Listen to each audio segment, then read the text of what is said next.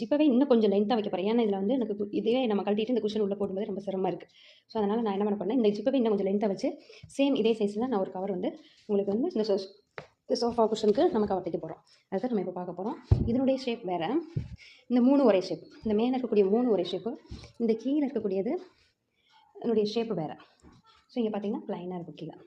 இதில் கொஞ்சம் மேடு வருது, மேலே ஏறி வருது. ஸோ இதுக்கு தகுந்த மாதிரி நம்ம என்ன பண்ணணும்னா துணி கட் பண்ணி நம்ம தைக்கணும். எப்படி தைக்கிறதுங்கிறது பார்க்கலாம். இப்போ நம்ம இந்த குஷன் கவர் வந்து இந்த மெட்டீரியலில் தான் தைக்க போகிறோம். இந்த கிளாத்தில் தான் வந்து நம்மளுடைய கவர் தைக்க போகிறோம். ஏன்னா டார்க்காக இருந்தால் தான் நமக்கு வந்து இது மேலே உட்காந்தாலும் அழுக்கு பட்டாலும் பெருசாக வந்து நமக்கு வந்து அழுக்கு வந்து தெரியாது. ஸோ எப்பவுமே குஷன் கவர் டார்க்காக இருந்துச்சுன்னா நமக்கு நல்லா இருக்கும், நீட்டாக இருக்கும் பார்க்குறதுக்கு. ஏன் நம்ம இது என்ன பண்ணுறோம் அப்படின்னா, இது அப்படியே என்ன சைஸ் இருக்கோ இதனுடைய சைஸை வந்து நம்ம எடுக்கணும். இதுக்கு வந்து ஃபஸ்ட்டு நம்ம என்ன பண்ணுறோம்னா, இதோடைய இங்கே பாருங்கள், இது ஃபஸ்ட்டு எப்படி தைச்சிருக்காங்கிறத நான் ஃபஸ்ட்டு பார்க்கணும். இதே மாதிரி தான் நம்மளும் தைக்க போகிறோம். இது எப்படி தைச்சிருக்காங்கன்னு பார்க்கணும். இந்த இடத்துல ஒரு ஷேப் வருது, இது தனி பீஸ். அதே மாதிரி